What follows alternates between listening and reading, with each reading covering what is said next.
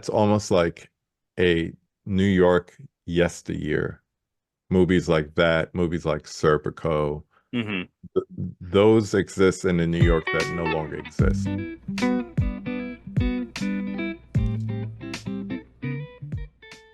Well, hey everyone, my name is Nathan Jones, and if you're new here, welcome. I like to talk about all things movies, specifically Blu-rays. And it's been a while since I've seen most of you. And also my friend KB loves movies. How are you doing, buddy? Good man, good to see you. You've been missed. I know it's been a while. I think with the summer out, and the environment changing a little bit, I feel like I'm starting to get the energy to come back into coming back onto the platform because I've been missing it myself. Good, good. It's good to have you back out there. Your voice is really missed in the community. I had a conversation with our mutual friend David from Film Collector Archive, which that was a conversation long coming ever since he did his film journey with you. So that's going back quite a while, and it was nice. And we made a couple references to you in particular. So I'm like, yeah, I'm really missing Nathan. So this is a great way to bring it back. Well, I love you both, and I appreciate that. And honestly, it's overdue for me to come, up to Kansas City with, to see you. Speaking of, place, this is the topic of today. Um, but I'm definitely overdue to come up as well and hang out. Yeah, definitely. July Criterion coming up. I have a little secret in July. I Mm, think you might know what might be up, but I may be somewhere. So somewhere. yeah. But I'll let everyone decide once that happens. But yeah, but thank you for the kind words, and it's good to be back. And for everyone watching at home right now, it's been a while since I've been here, but I like to have conversations with a lot of good people on this in the space right here in the film collecting space, and I wanted to talk about kind of where a lot of my friends came from, right? And their experience in film. And that's what kind of got me thinking about where people come from and like how they utilize, their environment that they are in physically in to, shapes whatever they're watching, and perceptions. And so that's kind of what I wanted to do with this little mini series. And so I hope KB is ready for some New York talk. I purposely didn't wear my known crown, which I always have on a Yankees fitted cap, but we're just gonna take it as plain as possible today, and then we'll build up to understanding a little bit more about New York in particular, but more about just my version of New York. Because the one thing I would say about New York, New York City in particular, is that it's the furthest thing from being monolithic. I mean, you see a lot of tropes in movies where it refers to New York, and you get all the things like Central Park and Statue of Liberty, Empire State, blah, blah, blah. But everyone, they say there's 8 million stories in the naked city. There's a lot more than that now. But, everyone has a different experience growing up in New York. Yeah, no, and I've never been myself, and I'm excited to hear your experience growing up there, and your time just being there. I know you're not there now, but I would love to kind of hear how it all started. So I guess Sure. that's what the first question is me thinking about what your hometown experience is like, and how it shaped you to where you're at now. So, for particulars, I grew up in New York City, specifically the borough of Brooklyn, Kings County, as we call it. But the thing about it is that and you'll see this with a lot of people who born and raised in New York, grew up in New York, you tend to stay in one place. Like we have relatives who still live there and they probably moved within a 10 city block area throughout their life. So it's like they live close to where they were born, if not in the same house, houses turn over from generation to generation kind of thing. And you would think with all the things to do in New York that New Yorkers tend to do them. We don't. We don't go to the touristy spots. haven't been to the top of the Empire State Building to meet somebody, or, you know, haven't been to the Twin Towers before they fell or anything like that. If anything, like I have experienced those things, one or two things, school trips or someone visiting. If someone was visiting, they want to do all the touristy things, Right. you end up doing it with them. But I would say for the majority of my younger years, I stayed mostly in Brooklyn. So the things that I would see in TV shows and specifically movies was almost foreign to me. Like, you know, the Manhattan lifestyle and people staying in hotels and room services. I don't need room service. I'll just go home and get, a plate of food in my mom's house. It's not the same thing. But having the experience of living in Brooklyn was totally different from living in what you would call Manhattan. I've never Right. called it Manhattan in my life in conversation. I've never called it New York City in conversation. It's the city. So we're going to the city. More specifically, where are you going to? We're going to the Deuce. We're going uptown. We're going to the Village, blah, blah, blah, blah, blah. But, and the same thing if you lived in Queens, if you lived in the Bronx, we have a lot of physical media collectors, YouTubers, Instagrammers who grew up in New York, Floyd House Flicks, Della Movies too, that I could think of immediately. And, Chris's experience in Harlem is different than Dell's experience in Queens, is different than my experience in Brooklyn, but with enough similarities and traits that we could all say, yeah. And then you also have the time in which you grow up. So someone who grew up in New York in the 50s and 60s is going to be different than someone like myself who grew up in the 70s and 80s, different than someone who grew up in the 90s and all the way up to post 9/11 and so forth. Every experience is so unique and so different that you cannot like capsulize it. So when I see people saying, this is the New York experience, I'm like, Which is it? part? Is it really? No, there is no such thing as the New York experience. You just have millions of different experiences growing up there. Yes, I would say most of the time was spent in Brooklyn. Of course, transportation is another thing. Even though my dad had cars and we moved around that way, hop a bus, hop a subway train to move Yeah. around. That was the preferred mode. If I was going shopping, if I was going to the mall, I took the bus. If I was going to the city, I took the train.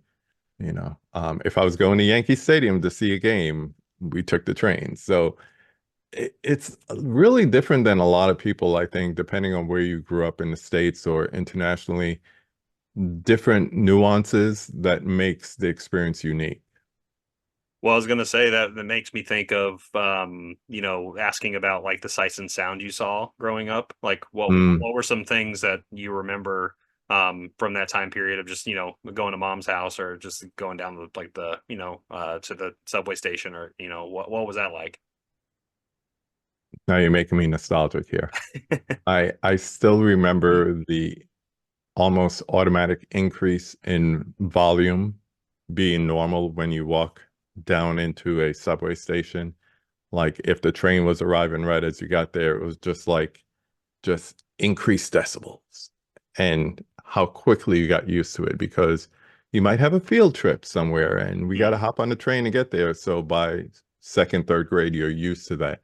Or to just jump ahead a little bit, first time I moved to a suburb, it was quiet at night. I'm not used to that.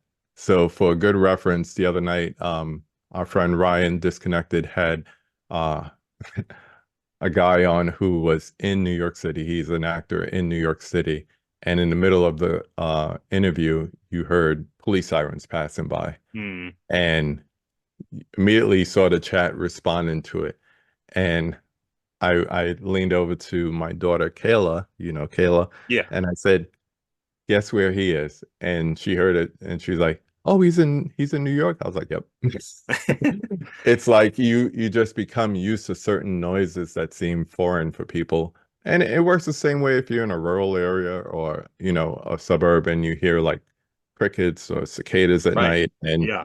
you're not used to that either. So it all depends. Different things, sights, sounds, smells, walking down the street, smelling like you know, a, s- a dirty water dog, as we'll call it, a street vendor selling hot dogs or pretzels or whatever. It's almost like you could tell where you are by the sights and sounds and smells that you experience. Yeah. Well, I was gonna say that goes back to your point of each particular like borough or suburb or wherever in New York has like that unique aspect to it. So Yeah. and it's cool to hear that like you can, like where you're at now, like thinking about like the quiet of like that compared to what it used to be. That's got to be quite the experience. I mean, the Yeah. only thing I could think of is I've only lived I've lived overseas in China for half a year, and the only time that I ever felt like there was noise constantly where I was, and I've never experienced that in my life necessarily Hmm. for a long period of time, right? If I'm just staying at a hotel room, it's different, but being there and actually living in that city, it's like that. So that's got Yeah. to be a unique sound that like when you go back, does the like do the kids like is like, oh yeah, this is that they just like, okay, I know where I'm at now.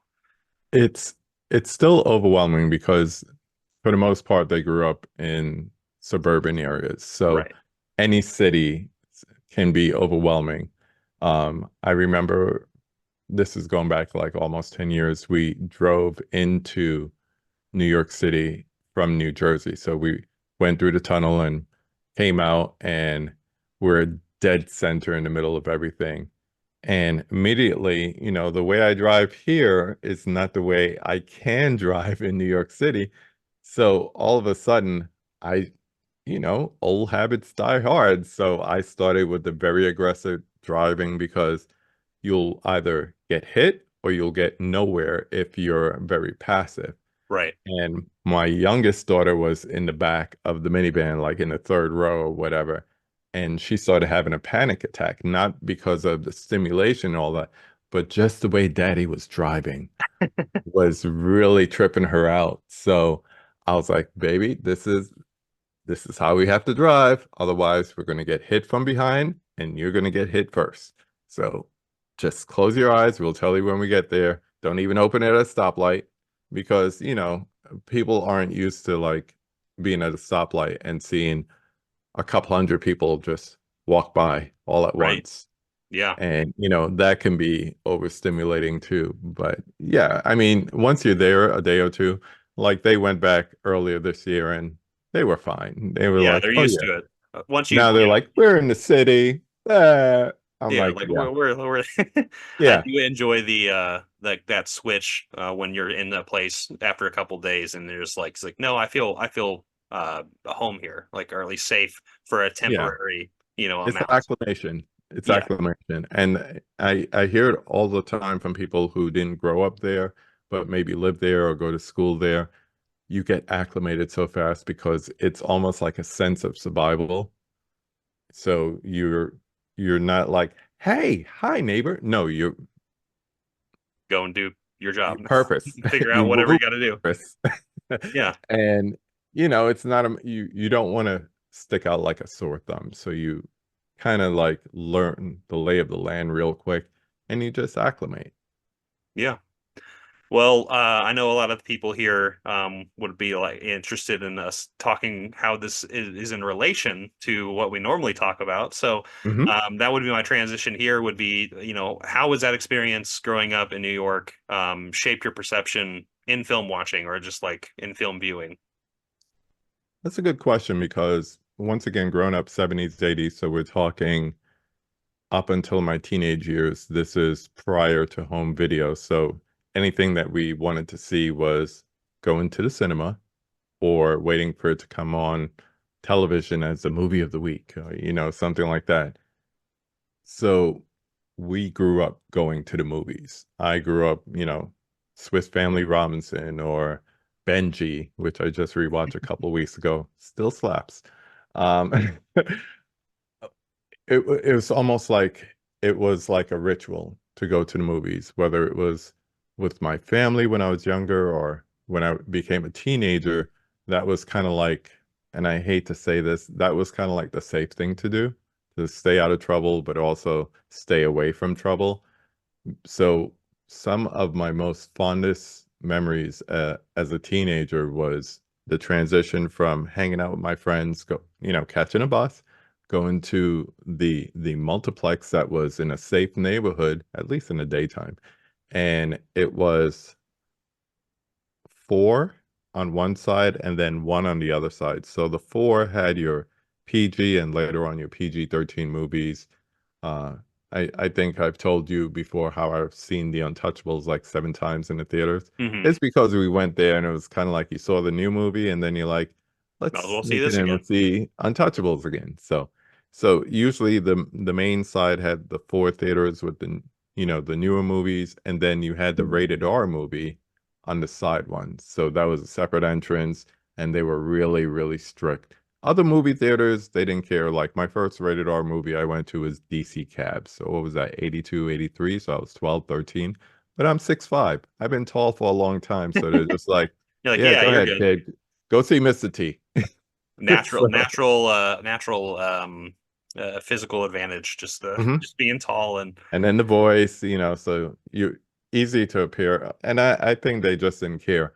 But the other thing was, and it's like this to this day, the exposure to a lot of different types of cinema. So if something wants to be released, it's released in New York and LA here in the States. So we had a chance to see a lot of different genres of movie. It wasn't just, the sci-fi and action movies, but as we got older, we transitioned to dating and taking a girl to a mhm. movie. And then here came the horror movies because it's the 80s. And what better genre for the 80s Somebody getting but horror scared and movies? grabbing Yeah, on to you. I'm glad you know. Yeah. I'm glad you know. But also you had the introduction moving into the 90s of things like the rise of independent cinema being successful. So whether it was a Kevin Smith Clerks or Robert Townsend Hollywood Shuffle or Spike Lee, which this is not the last time we'll mention him, you had different filmmakers coming out independent and then having success. But we also had smaller films. We had art houses. The first time I went to an art house was interesting because it was, in fact, a theater, but it didn't look like your multiplex. Hmm. And if you wanted popcorn, you had to wonder how long has that popcorn been there? So you focus more on the film than the film experience that you normally have with your MILF duds and all that stuff, Right. the giant Coke. But I think that really shaped me because it gave me an opportunity to say, hey, black and white is okay. Hey, reading subtitles, okay. Dubs, not okay now that I know better, but Right. you know, we wanted to be old enough to go to 42nd Street and see a martial arts movie because Five Deadly Venoms was playing there or something like that. So we got exposed to a lot of different genres and a lot of different cultures, and that's any New York City neighborhood. You get experience of dealing with diversity, whether it's good or bad or indifferent. And that just translates out into almost everything. Your food choices are different. My college roommate, his dad ran a Cuban Chinese restaurant. And that was like, okay, you know, it Yeah. was kind of like it was understood. So you could get some egg foo young and you could get some plantanos with it. Great. But, you could go see an art house film, then you could go see Back to the Future, and then you could come back next week and go see, Shaolin Master, and then you could go and watch, Halloween being reissued or something like that. So a lot of it really shaped me into like, well, that seems interesting. Let me try that. There was no like, oh, I don't watch that, and Mm. ooh, I don't know about that. You're just open to anything because in a city like that, anything can happen. So you're just willing to watch anything. And I hear from my friends who still live there, and same thing. They see movies that we may not see until it comes out on physical release or streaming, and it's because they went to something that had a 2 week engagement, Mm. if that. So it just opened me up to the possibility of all different genres and all different types of movies. Yeah, I mean, that's really unique too. I mean, at least in terms of that like area. You know, you said, you know, New York and LA in particular. You know, being where I'm at, you know, that we have a couple theaters here, and we're lucky enough to have, you know, an independent theater, but it's rare to have those that variety of different genres and different things to grow up with. Going back to, I like the word ritual that you said. Mm, I like that idea. So that was that like a pretty regular thing? Was like, you know, you and the family kind of like venturing out together to do hmm. the said ritual? Yeah, particularly my mom, my oldest aunt lived with us, so the three of us would go out a lot. My dad, not so much. I still have memories of him taking me to Star Wars because it was re-released before Empire came out and him falling asleep. Or, you know, a family night outing to see Raiders before they took it out the theater, you know, because it was in the theater for 4 months already. We don't have that anymore. No. So, you know, and it was like the last night, and we had to go to a not so safe neighborhood for people of my complexion to see it. But he was more alert outside than he was inside. Once we got inside and you know, the theater lights went down, he went to snooze town. But, you know, how do you fall asleep during Star Wars? Pew, pew, you know, so anyway, It must but have, I don't, he must have had some blue milk or something and knocked him out or maybe. something. Yeah. That's what was in his cup. Okay. That's what it was. Yeah, just a little Star Wars joke there. I've been watching those actually lately, Nice. just to get, for a nostalgia. I haven't checked them out in a while, but that'd be a fun experience to you know, see those in theaters. Yeah. Obviously, even with a sleeping dad. Yeah. Yeah. Definitely. Um, Speaking of those memories, I guess, is there any like theater memories you have besides, you know, going there? I know you said 42nd Street. I know. Is there, you know, if you had like maybe two or three other experiences where like they're pretty vivid in your mind Mm. of going there, what would you say to those?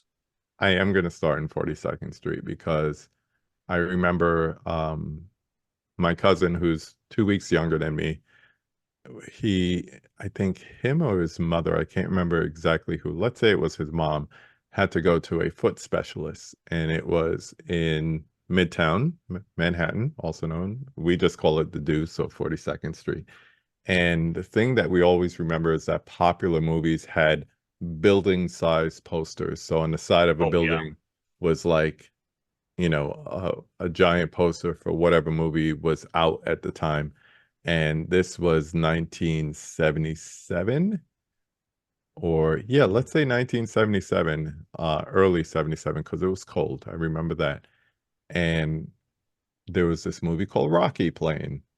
And I guess it was going to be up for Academy Awards or whatever. So it was still in movie theaters, but I just remember that black and white of and our friend Huck from Huck's Pop Culture Cafe actually has this poster. It's from a scene not shown in the movie, but it's him and Adrian walking away. It's black and white Hmm. and, you know, big block letters saying Rocky, white background, silhouette of the two of them walking away from the ring. And it was just so prominent every time we went there because she had to go for like follow-ups and everything. So we just went with her and we're like, we want to see that movie. We don't know a thing about it, but it captures our eyes every time. Yeah. So we're like 6, 7, not even 7 years old. And the other thing that we wanted to do is there was this brand new thing called frozen yogurt, and we were dying to try it. So I think the day of her last appointment, she took us for frozen yogurt and she took us to see Rocky. I don't know why Rocky was rated R, but we really enjoyed that movie. Yeah. That They didn't talk any different than everybody else in our neighborhood. So it was like, you know, inner city talk on the big screen, big whoop. But it right. wasn't violent or anything like that. But we enjoyed it. We enjoyed that. That's crazy to think about the imagery of like movie posters playing a big Yeah. role too, because Yeah. I mean that if you have like photographic memories of like that time, Hmm. like that's something that's I mean that's good marketing. But obviously, Oh as a yeah. kid, you're super impressionable about that kind of Oh stuff. yeah. It's the size of a building. Forget about a poster, or we used to see subway posters, you know, which, are large on their own, but this thing was a building. And of course, as we got older and we went back there, we saw different movies and so forth on the side of buildings or big marquees on theaters. So I have a picture being a Hitchcock fan of when Psycho was released and they were bringing in the O to add on to the marquee, Oh and wow! it's huge. It's so big.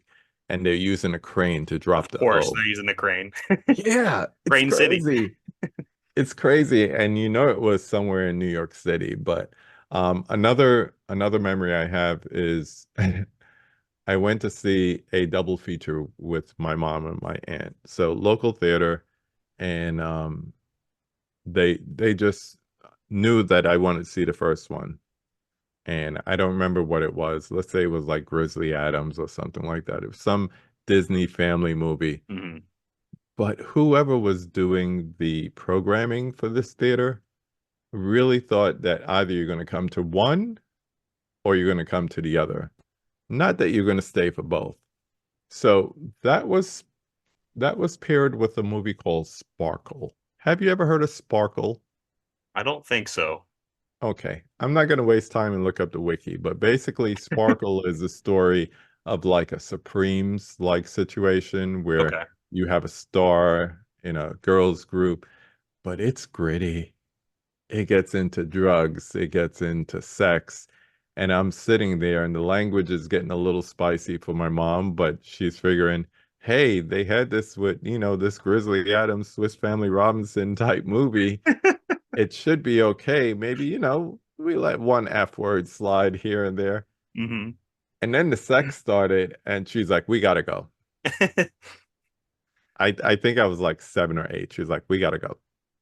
We gotta go right now. And I was like, but we paid for 2 movies. It's okay.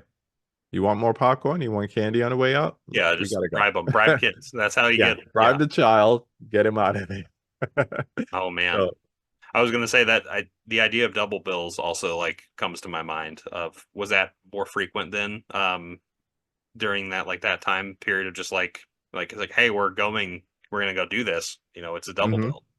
yeah, the same thing with people experiencing that with a drive-in where you pay one flat and then you get the 2 movies that have nothing in common with each other. So that double feature kind of shaped you in a way that was that like one of your first like experiences of watching something like rated R or like adult oriented.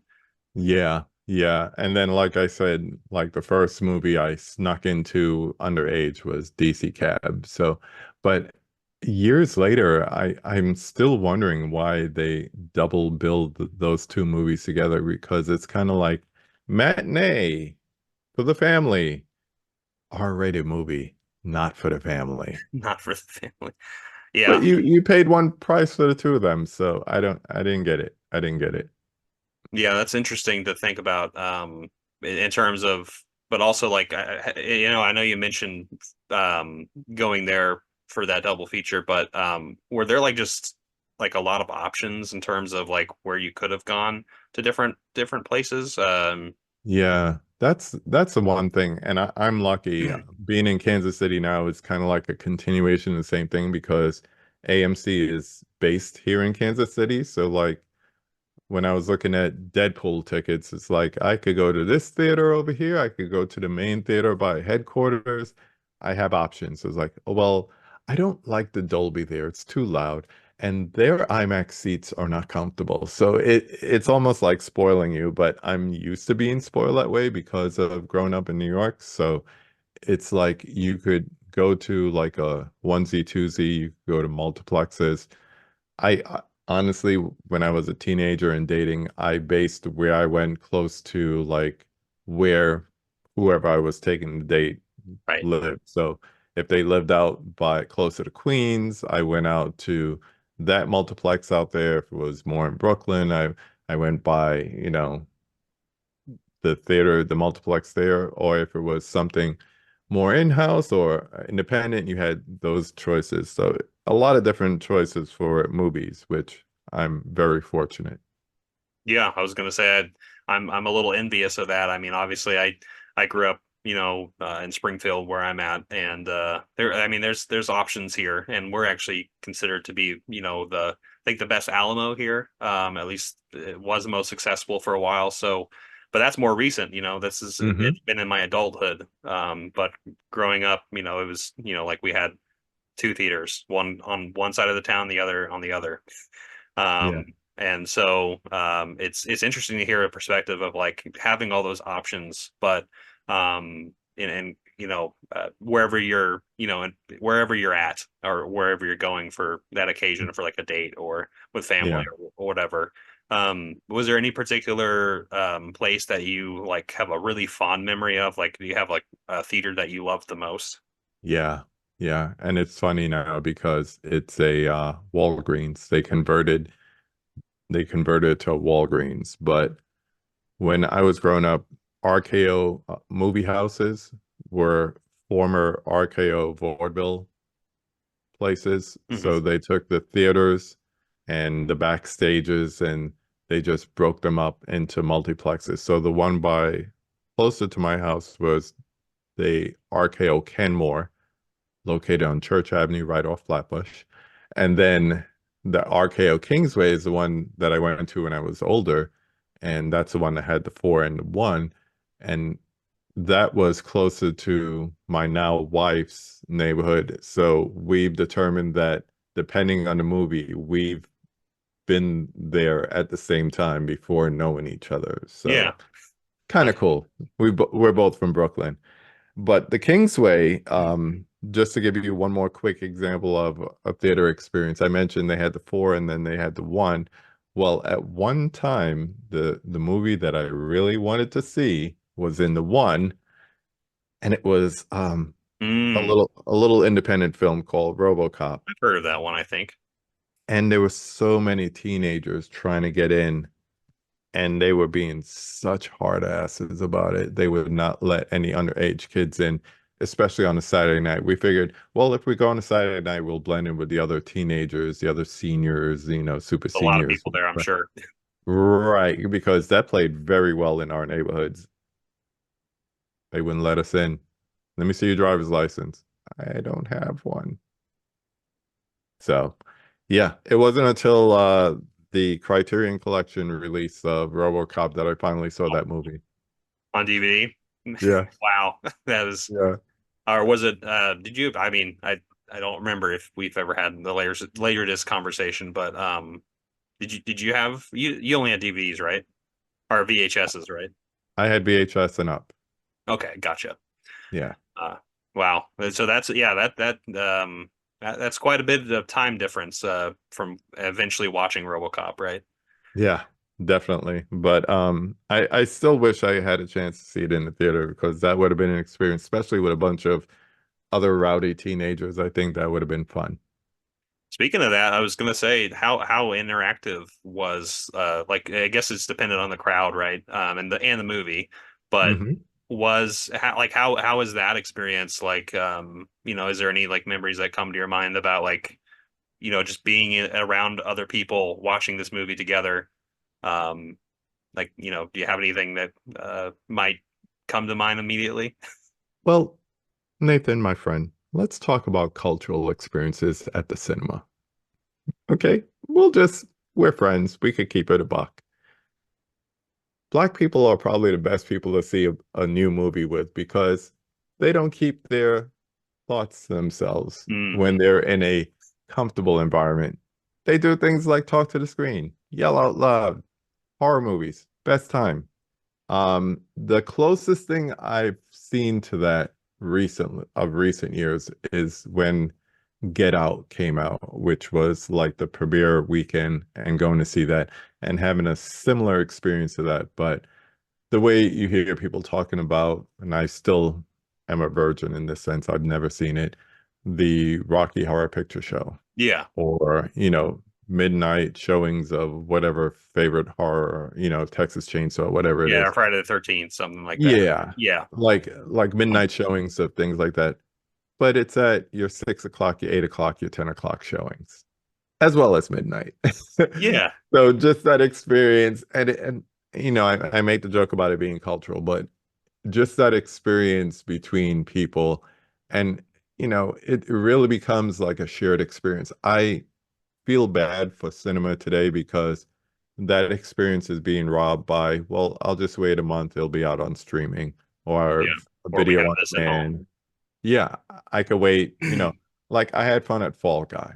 I thought it was a fun movie, not too big, not too over the top, but just a fun experience. And there's no room for just a fun experience anymore if it's not making money, and I'm off my soapbox. That's it. No, I know all about the not making money because I just watched Furiosa and I loved that. Yeah, And yeah, was I'm just sad to see it not really making money when it definitely deserves it. So, yeah. um, It's a shame. yeah. Well, I love the cultural aspect that you added to it because I mean that's what's impactful, is like that's the memory to have, and I think that's what makes it unique too, and it makes it special. Yeah. So, um, 6 o'clock, 8 o'clock, midnight, it's pretty good. When movies were less than 2 hours and you could do something like that. Yeah, yeah, and now it's. I mean, and now it's a hassle to. I mean, midnight movies aren't really a thing anymore, right? No, because the 10 o'clock movie starts at 10:25 after the trailers, and Oh, it's a AMC two. especially. Yeah, especially AMC. You will see Nicole Kidman tonight.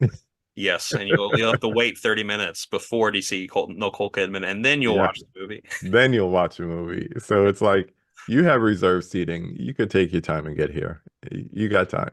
You got Yeah. time. Well, that's different Um, too. Thinking about seating, like, I'm assuming that's like a foreign concept back then yeah, in terms of like, I mean, when you get yeah, there, you get there. It's whatever seat you can find, right? yeah. And it's almost, I don't want to go back to it. I'm not going No, to put I it I out there don't. like that. It's not But nostalgia like that. Yeah. it's refreshing when I go to Screenland Armor up north where we had Panic Fest.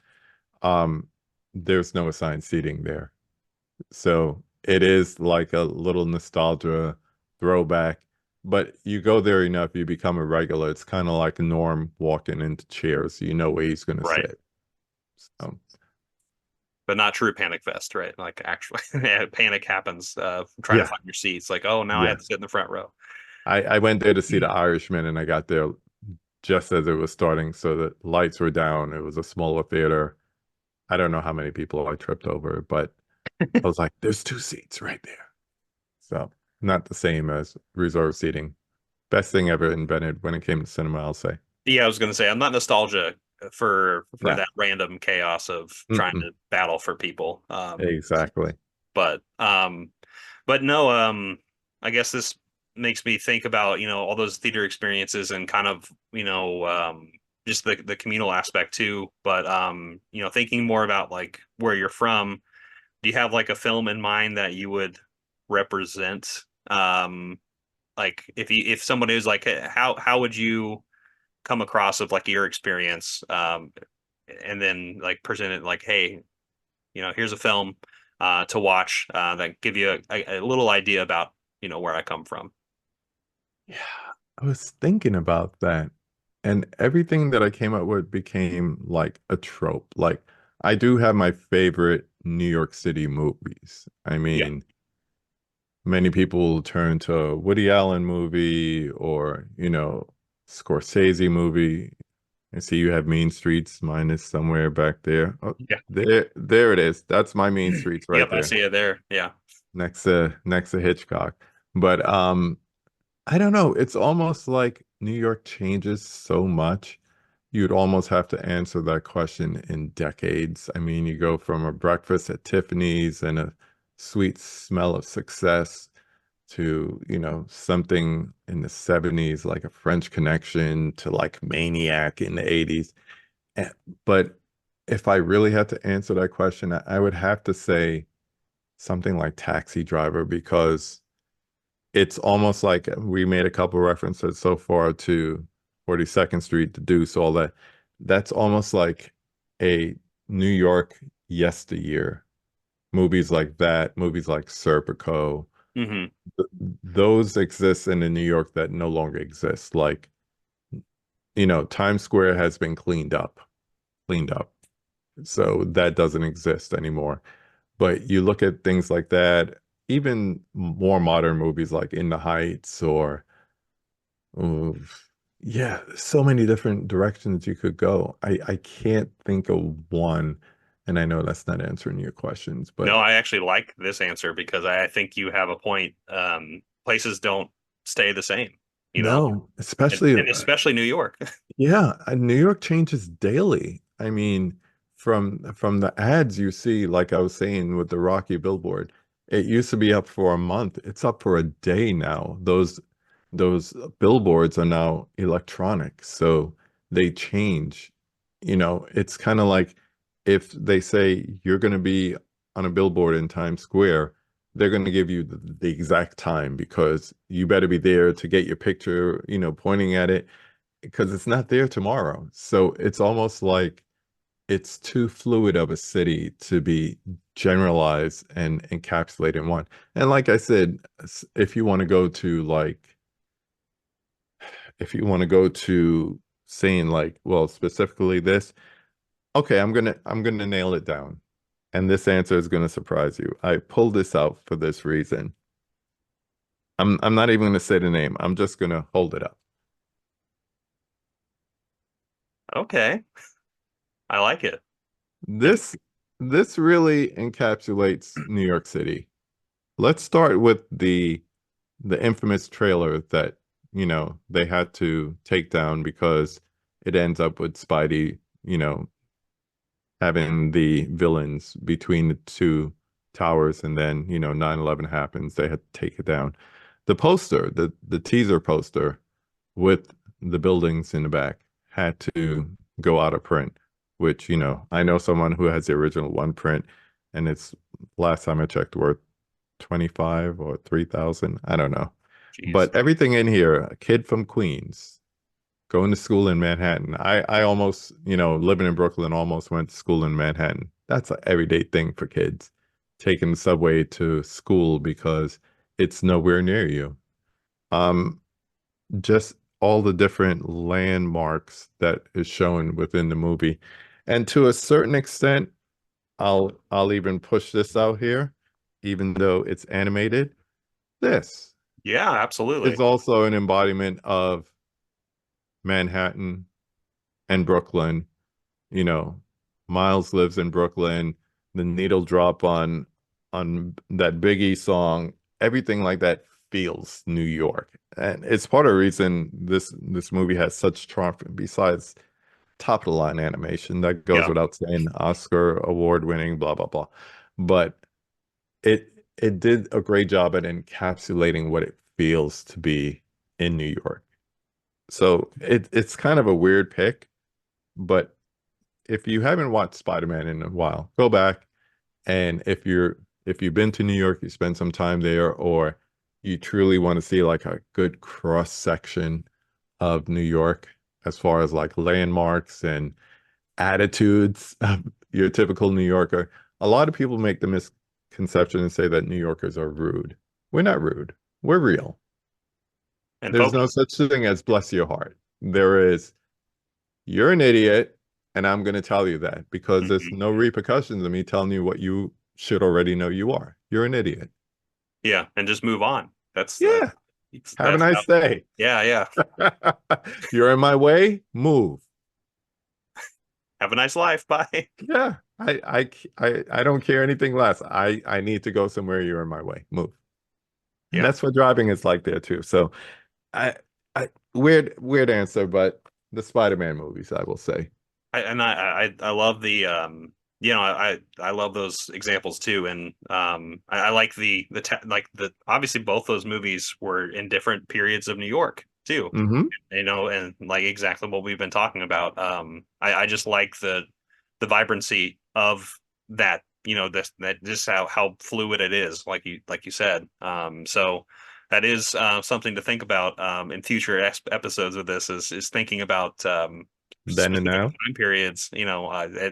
I hadn't thought about it that way. And I know I like that answer a lot. So, um, I guess this transitions into some other films that you Mhm. might have that you would consider maybe underappreciated, or at least something that you would maybe say like, hey, this represents, the area, is something to check out. Maybe something people haven't seen or know much about, or even if it is something that people know about. What are some of those choices? Before I get to those, I'm gonna give one honorable because I thought it was on my shelf with my criterions, but I don't see it. I look down there, it's not down there. Paris is Burning is the first one I'm gonna mention. Okay, I still haven't Uh, seen that. I know the Criterion exists, so it's worth checking out. Take it back to 1990. Madonna's doing a song named Vogue.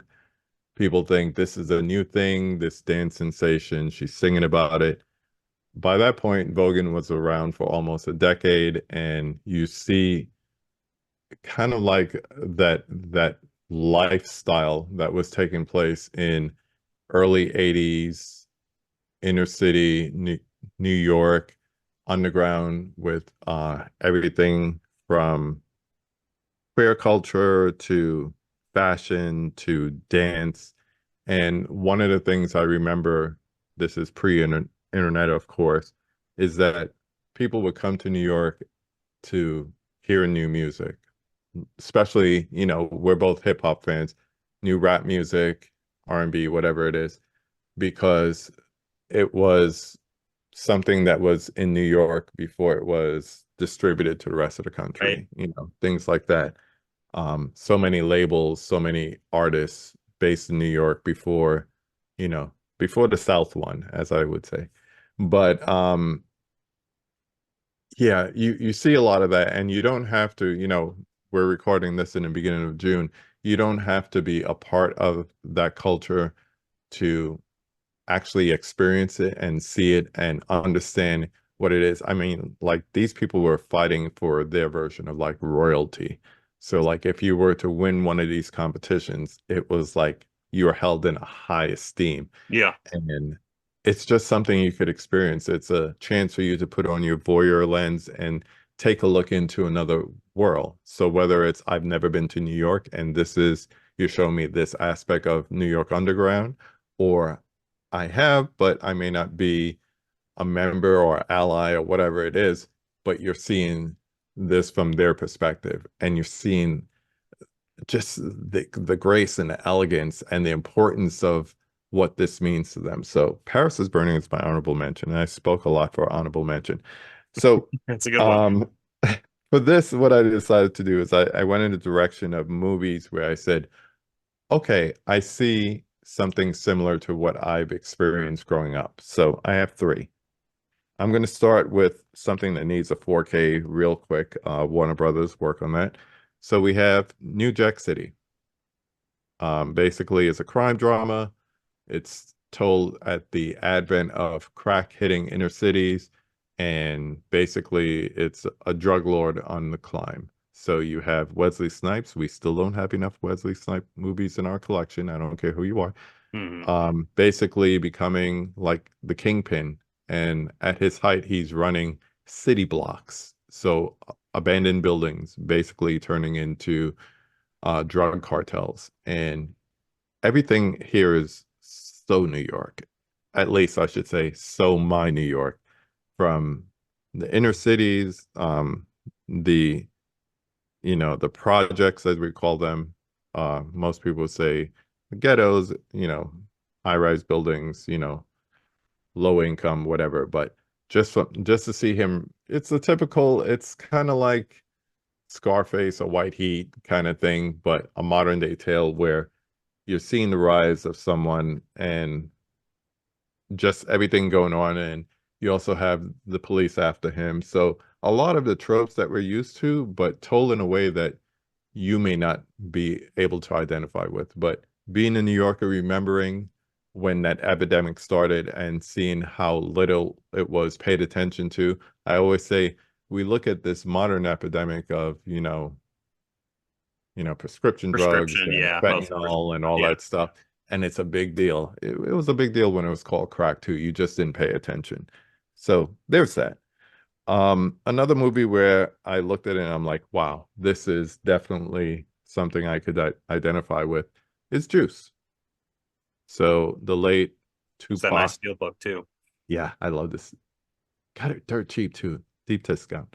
But Omar Epps, uh teenagers just trying to get a score. Everything about this from the cutting school to, the being a former DJ, the DJ competition that they have in it, everything just felt authentic until we got to the actual scratching and stuff. That was not authentic because you could It tell felt he wasn't you know doing it. Hollywoodizing it. Yeah, yeah, yeah. You had to have some Hollywood in there, but just the high school dynamics, you always had that one friend who was the bad influence and all that. Hmm. It just everything from the locations to just the way it felt just felt real to me. So I would say that. I need to Um, get that. I need to get that on 4K. I don't. I still don't y- have it. yeah, because the Blu-ray was okay, but it just felt like they just did a like a transfer from the DVD. So it didn't feel like they went back to the camera negative or anything. It didn't feel fresh. This definitely, you could see the difference here and sound difference. And you knew it was coming because this man and I grew up in the same town at the same time. He's a little bit older, but I'm just going to hold up this I'm not going to do because this. Promise I won't do my Pacers thing. good timing, good timing. But I would say the movies of Spike Lee definitely encapsulate being from Brooklyn, encapsulate growing up in that time, 70s, 80s.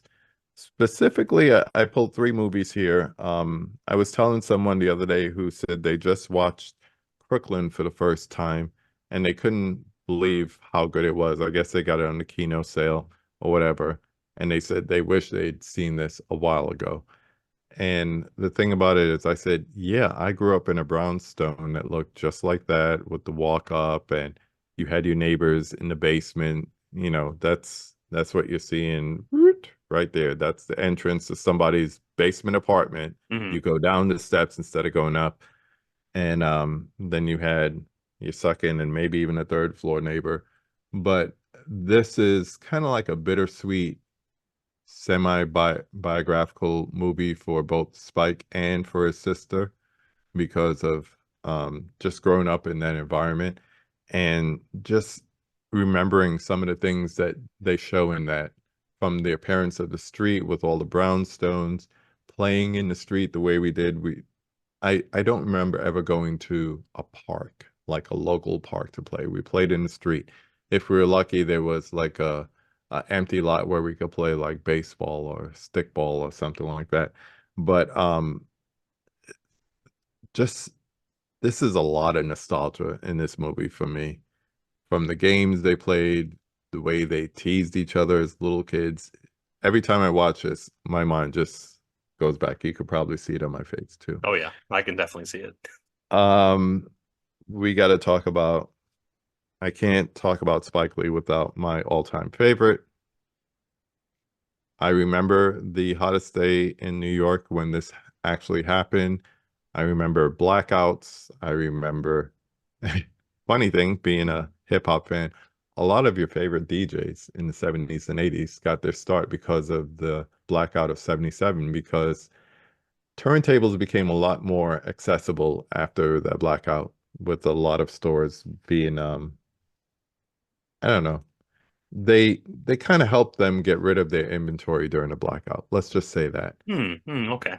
Yeah, yeah. But Do the Right Thing takes place all in one day in New York City, in Brooklyn, and you just get to see the dynamics of a neighborhood. You have different cultures once again, and you have everything from social to racial interactions between the people. And it's not just, black to white or black to Asian or whatever it is, but sometimes it's even within similar cultures and similar backgrounds. So it's an opportunity to see all that. And to me, it is one of the greatest movies ever made. Oh, It's absolutely. his masterpiece. I don't think if he makes movies for another 40 years, he'll do something that comes close to that movie. So Well, it's a time definitely, capsule too, oh yeah, like oh we were yeah, talking about.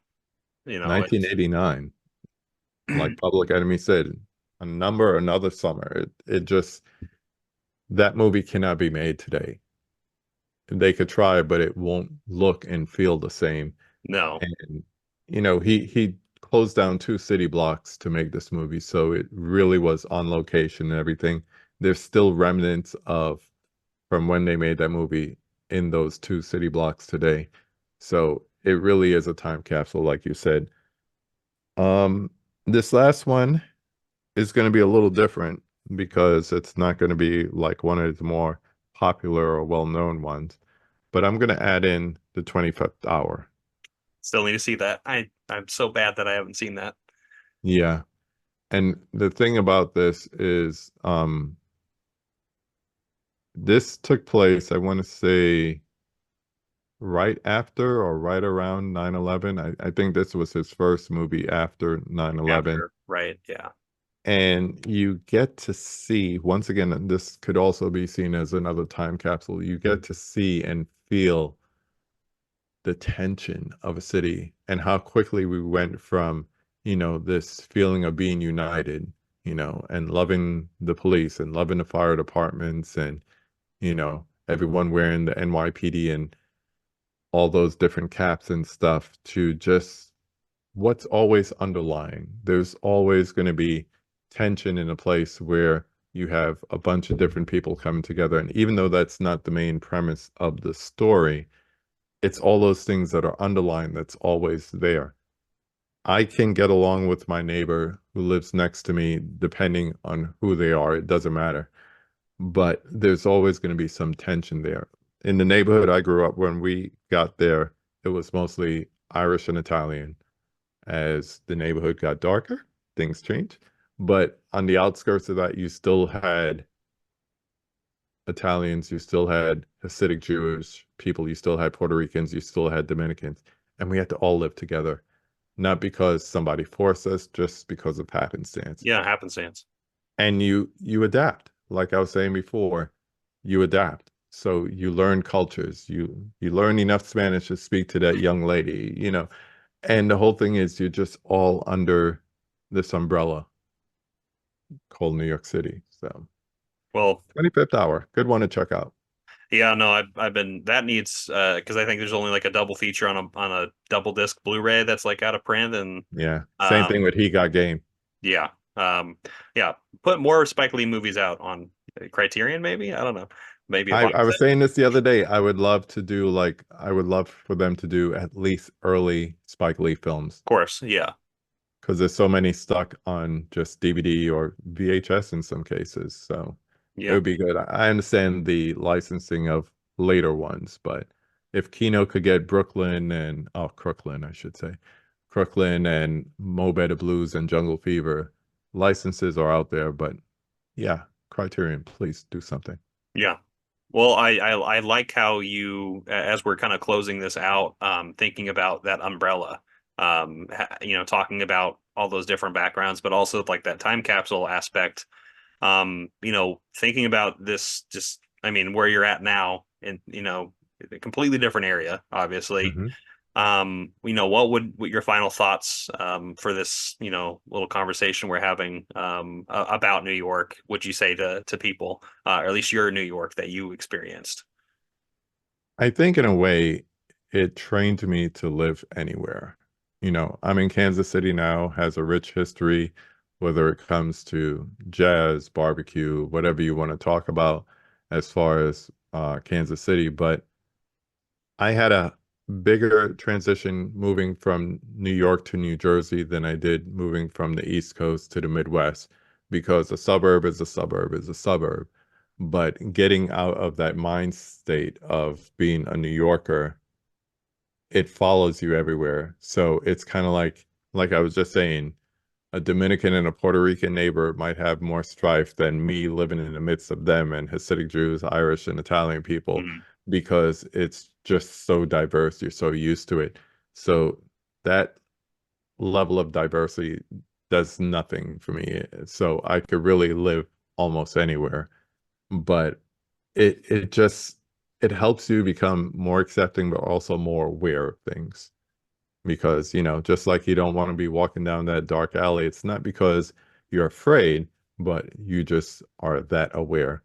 So, and it translates into films too. You see it. So I, I just want more people to experience it. And your experience is going to be different than somebody who went 10 years ago. So when you get a chance, go visit New York and then make your own experience of it.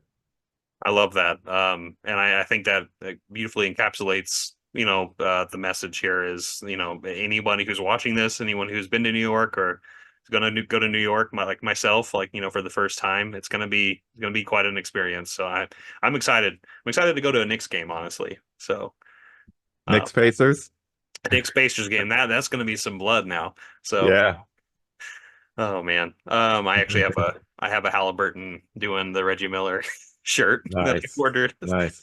off of The one of only those. thing I didn't like about that is he didn't wear that hoodie on the way in. No, no, no, he He should doesn't. have. He definitely should Stay have. with your chest. Wear it on the way in, not when Hmm. you win.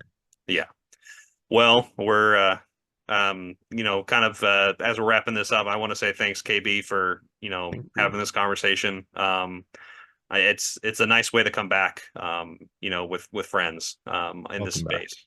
And so, yeah, I want to say thanks for everyone watching at home. I'm going to be doing this series, I think, a little bit. So I'm going to be trying to talk to some of my friends and about, their experiences of where they grew up and how films have influenced them in that environment. So anyway, tell us some about your experiences down in the comment section down below. Anytime, any New York memories, I would love to hear them down there. We'd love to have a conversation about it. KB, where can people find you? AB loves movies.